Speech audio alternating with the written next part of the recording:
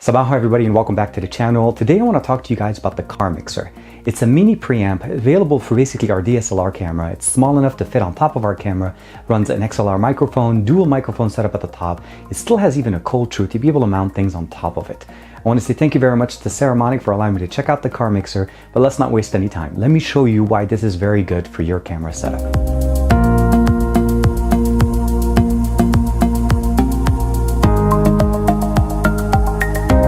So here we have it, the box. Saramonic's the name of the company. CaMixer is the actual unit that we see in front of us. And this is really functional, and I'll show you guys in a second. But short answer is this is a mini preamp audio mixer kit for your DSLR camera. And it really looks like it. You can see it right there. It has a cold true at the bottom of it, and it just mounts on top of your camera to provide you options with what you can do as far as audio inputs into your camera. And there we have it. This is pretty much the contents of the box. We have an instruction manual again, as I mentioned to you guys. Basically the kit itself comes unassembled. So these two microphones are unassembled and you're pretty much getting this together. The top part is mounted. This is a cold true. You're able to basically set it up, remove it, and put it in if you'd like. We have an input here on the left side for headphones to be able to monitor the audio going into your device, an output that goes into your device, so this is going to be where you connect directly into your DSLR.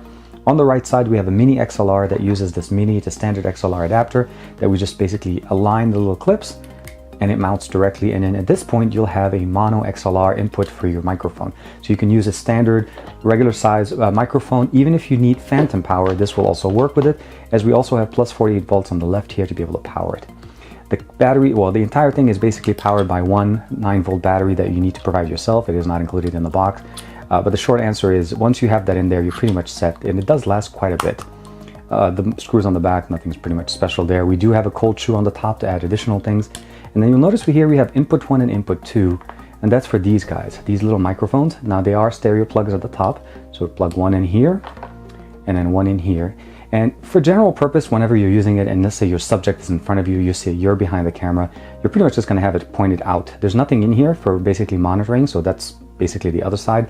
But in case, let's say you're the subject in front of the camera, this is where it becomes very functional. This little display, once you turn it on, you can see here that it does actually have a voice meter. So I can see here, let me just point them directly to me, and you can basically see where you're performing.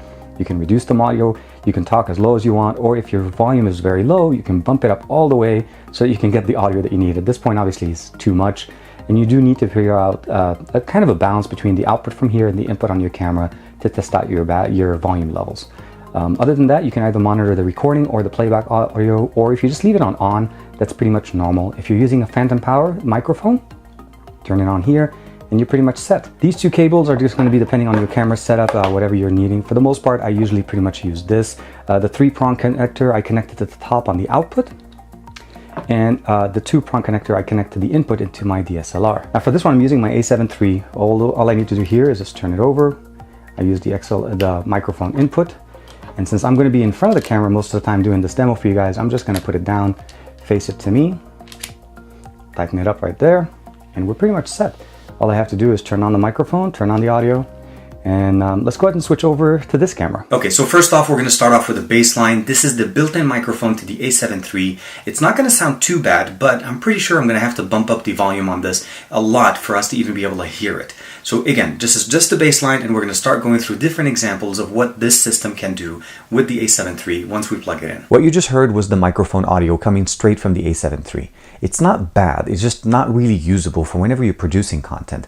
The other thing is, obviously I was in an office where it was super quiet, and if there was any kind of noise, that audio would have been lost. So what we're getting now is, obviously, as you may have noticed already, is I'm using the CaMixer to be able to multiply the ports that I have on my camera. By default, we have one 3.5mm headphone jack coming in directly into the camera, and because those two inputs at the top usually, obviously, are supposed to be housing these little microphones that they provided us, can actually be used to, let's say, a lav wired microphone or even a wireless system.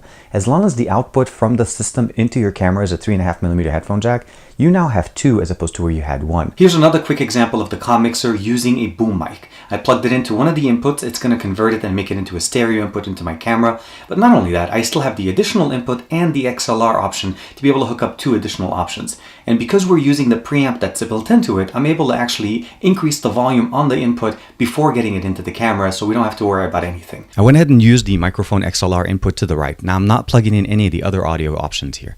One thing you want to keep in mind though is that the actual CaMixer shows me as if I'm recording only mono, but because it's a mixer as usual, it already went ahead and split the audio for me, and it's inputting in stereo. When I looked at the back of the camera, both levels are actually playing in the camera itself, so even though I'm recording mono side directly into the CaMixer and I only see one level, it does actually record stereo directly into the camera. And the really cool thing about this is you don't actually have to just use this input. You can use this on top of the two other inputs that you had before. Went ahead and plugged in both of the little microphones that came in the box. Now these are two small directional microphones. They're not going to be as good as a boom mic, so your boom mic will definitely work a little bit better. They're directional and there's two of them, so you can have one facing forward, one facing backward. Let's say you're interviewing somebody and you want to be able to catch some of your audio as well as your subject. Last but not least, the mixer will take care of all the actual audio as far as amplification and mixing and provide just a straight stereo input into your camera so that your timeline for audio purposes will just look at stereo input. Everything will be already done for you in camera before you even get into the editor. I went outside just to give you guys a quick, just basically point of reference on how it would sound outside. Unfortunately, not a very loud day, but the short answer obviously is indoors or outdoors, this is going to work great. As long as you're within short proximity of the camera, you're going to sound pretty good. Having the actual little display on it just kind of gives you the point of reference, and it'll work pretty good for you. Of course, you can hook up a microphone, do a whole bunch of different things. It's really good to just kind of customize the inputs that you can get on your camera using that 3.5mm headphone jack.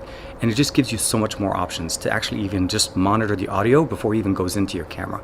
So hopefully this kind of gives you a quick wrap up of what this can do indoors and outdoors. Summarizing what we saw today is we started off with the audio on the camera, and if you're in a really quiet environment, the A7 III with about 40 dBs bumping up in audio is actually usable. But if there was any other noise in the area, of course any kind of background noise, multiplying that background noise by 40 times would have just made the audio non-usable. When we switched over to the actual CaMixer, we had different experiences depending on the input. Now I did for you basically a lav mic, a boom mic, a microphone of course, as well as the microphones that we had on it.